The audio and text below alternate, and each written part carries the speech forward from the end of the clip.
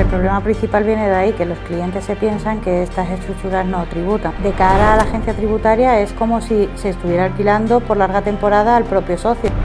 ¿Esa sería la forma un poco de evitar las inspecciones? Sí, siempre y cuando esté a un precio de mercado. Hay mucha gente ahora que quiere sacarla de la sociedad.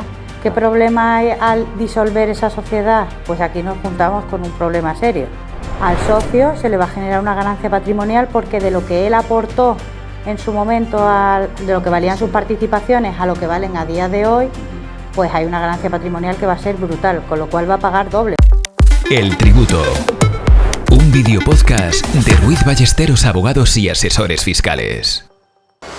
Buenas tardes y bienvenidos a un nuevo programa de El Tributo. Hoy vamos a hablar de sociedades patrimoniales, esas sociedades en las que hay una sola vivienda y Hacienda desde hace tiempo les ha puesto el foco. ¿Por qué? Porque les está haciendo inspecciones para decir que deberían estar alquiladas las viviendas a los socios y a partir de ahí obtener la declaración de un impuesto sobre sociedades en el que tributen.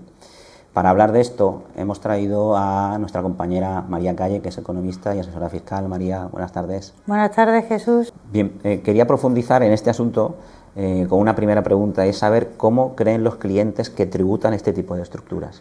Pues el problema principal viene de ahí, que los clientes se piensan que estas estructuras no tributan, porque hace muchos años, algunos, los despachos de abogados tendían a ofrecer este tipo de estructuras, dando a entender al cliente que había un vacío legal y que no iban a tributar así y que se podían deducir los gastos, pero no tenían por qué pagar nada porque no había actividad económica. Pero eso ha creado un problema porque la realidad es que no es así. ¿Cómo tributan entonces? ¿Cuál es la tributación real?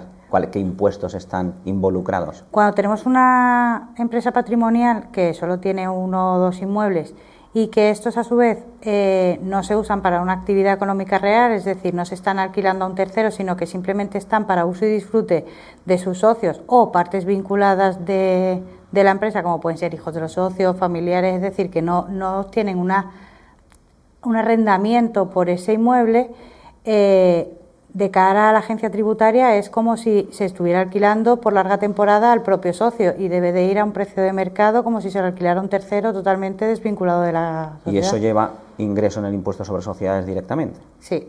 Eso hay dos maneras de tributarlo. La manera correcta sería a través de un contrato de arrendamiento en el cual se hacen unas facturas del alquiler, se declaran, se ingresan por parte del socio y esto tributaría el porcentaje. En su momento a un 25% y ahora van a cambiar un poquito, pero en principio las patrimoniales van a seguir al 25%.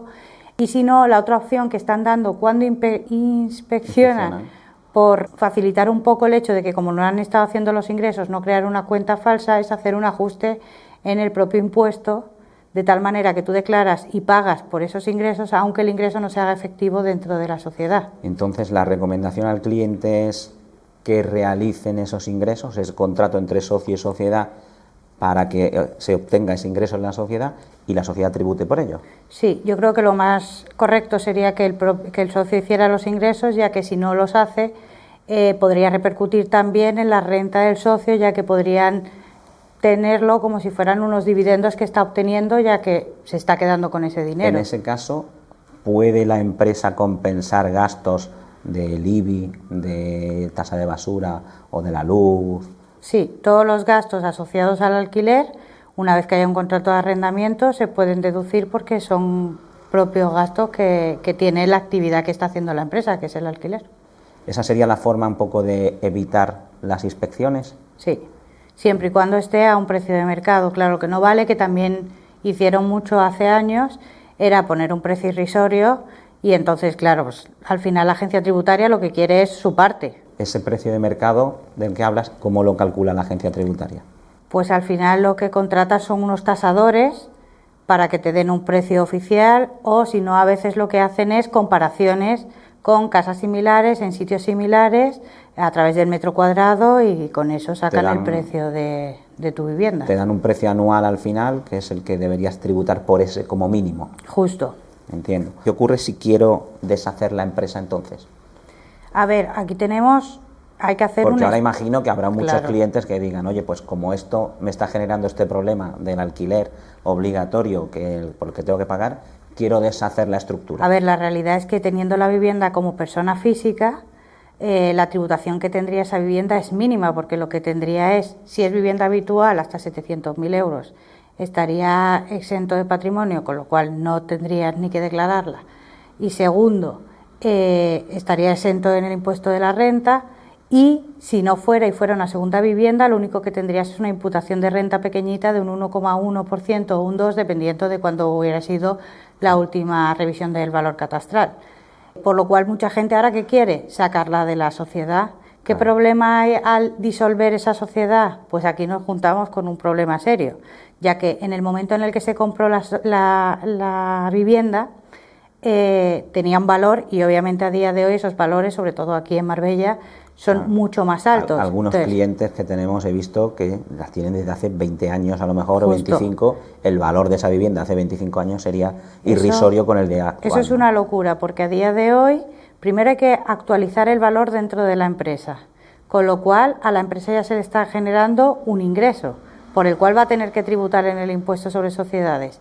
Segundo, para poderlo sacar con la disolución, para que se lo lleve el socio, al socio se le va a generar una ganancia patrimonial, porque de lo que él aportó en su momento, de lo que valían sus participaciones a lo que valen a día de hoy, pues hay una ganancia patrimonial que va a ser brutal, con lo cual va a pagar doble, va a pagar por una parte, va a pagar la sociedad y por otra el socio, aparte de la plusvalía que se genera por el incremento del valor en la transmisión y los propios impuestos de la transmisión. Y además el 1% de la disolución Justo. en actos jurídicos documentados. O sea, que Entonces, al final tienes sociedades, tienes plusvalía municipal, tienes actos jurídicos documentados y tienes ganancia patrimonial en el IRPF para deshacer una estructura que antes era muy habitual y que ahora no sirve para nada. Y que te la vendían como la panacea, en plan que eso no iba a tributar, que eso era como que la casa no estaba. Y claro, ahora hay un problema serio, porque al final te juntas con unos pagos que hay que hacer muy grandes para poder ponerte la vivienda a tu nombre, pero el problema es que o lo haces o si no vas a tener que estar declarando un alquiler todo el rato. Entonces al final hay que valorar un poco las dos cosas y hacer un estudio económico para ver de verdad pues hasta qué punto te interesa disolver la sociedad, o si es una vivienda pequeña, pues a lo mejor si te interesa seguir manteniéndola, pero vamos, en ningún caso te va Claro, a merecer ahora la pena. entiendo que ya nadie quiere comprar esas sociedades, prefieren comprar el inmueble con el valor. Es decir, que algunos que intentarán vender la sociedad para que transmitan solo las participaciones y ahorrarse esta plusvalía municipal, este IRPF y demás, o sociedades por lo menos. Pero ahí hay un segundo problema, que es que si la agencia tributaria ve en esa venta escondida la venta real de la vivienda, se pueden encontrar con un problema, ya que tanto el que vende como el que compra se supone que están intentando evitar impuestos, con lo cual ahí hay un segundo problema generado que sería como una transmisión del inmueble, justo, al fin y al cabo. Justo, te lo sacarían y te lo harían como si fuera la transmisión. O IVA o ITP, Justo. cualquiera el que tocase.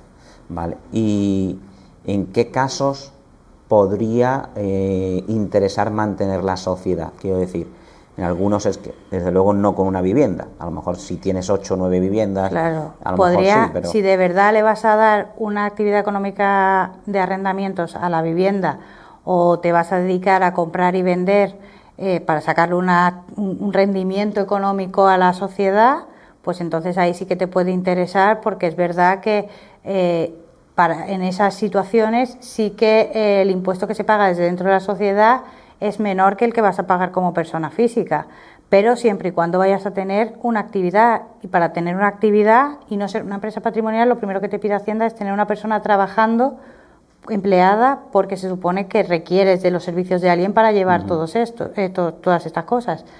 Que también hay que tener ojo, porque no vale tener a cualquiera. Hacienda, o sea, si tú tienes un inmueble y dices, voy a contratar a alguien para que Hacienda se piense que es que lo tengo alquilado y me deja un poco tranquilo. No, error. Si Hacienda ve que tú tienes contratado a alguien, pero que tú lo que tienes es una casa y la tienes para tu uso y disfrute, te va a seguir teniendo. Interpretar que no es necesario. Justo. Y demás, y tratar de... Bueno, ahí hubo una sentencia del Tribunal Supremo hace relativamente poco que lo que pretendía, decía que Hacienda no quiere que entre en valorar si necesitas una persona o no la necesitas. Lo decía, como tú has dicho, oye, si tengo una persona contratada a jornada completa, con contrato laboral, que en principio sea válido, porque es verdad que Hacienda está entrando a decir no es necesario, aunque tengas 2 o 3 viviendas. A ver, sí, pero al final tú lo puedes defender, si de verdad la necesitas tú lo puedes defender, aunque tengas una, pero si tú tienes una vivienda y la tienes alquilada, por ejemplo, por Airbnb o por Booking o por inmobiliaria, me refiero, que tienes muchas entradas y salidas, al final necesitas una persona que esté atenta a la limpieza, a dar la llave, a pagar todo lo que haya que pagar asociado, mantenimiento, claro, pero no es lo mismo que si tú tienes una casa y entonces tienes a una persona para que cuando tú llegues la casa está limpia, para que si necesitas la compra te la haga. Al final eso no te está dando a ti un rendimiento, entonces ¿por qué vas a tener a una persona contratada para meter mayor gasto a la empresa si la realidad es que no tiene ingresos que no sean los que debería hacer el socio que por ese alquiler? Al menos esa nómina y demás. Justo. Al menos, ¿no? De hecho, a día de hoy, donde no se está metiendo mucho Hacienda, es en principio tú, como persona física, cuando alquilas la vivienda, tú tienes los días, o sea, tú debes de declarar, por un lado, los días que está alquilada la vivienda, hablar sobre todo a corto, o sea, cuando alquilas a temporadas cortas, y por otro lado, los días de imputación de renta, es decir, al final tú tienes que declarar los 365 días del año. Sin embargo, en las empresas, cuando se dedican al alquiler de viviendas a corto plazo, no entran en esa segunda parte de la imputación. Es decir, si tu actividad es el arrendamiento, dan por hecho que no tienes que tenerla 365 días alquilada, que tú sacas tu rendimiento de los días que la alquila y que a lo mejor te sale rentable alquilarla solo X meses al año o X veces al año y el resto no pasa nada. Por esa parte proporcional. Muy bien. María, pues muchas gracias por las explicaciones. De nada. Y espero que nos veamos en otro programa, ¿no? Bueno, muchas gracias a todos. Hemos visto la idiosincrasia de la especialidad de este tipo de sociedades en las que tener una sola vivienda nos puede generar un problema porque Hacienda nos va a obligar a tributar como si la estuviésemos alquilando. Hemos visto las posibilidades de sacar esa vivienda de las sociedades y cómo tributaría el sacar esa vivienda y la distinta casuística que nos ha explicado la compañera María Calle. Muchísimas gracias y os esperamos en el siguiente programa de El Tributo. El Tributo, un videopodcast de Ruiz Ballesteros Abogados y Asesores Fiscales.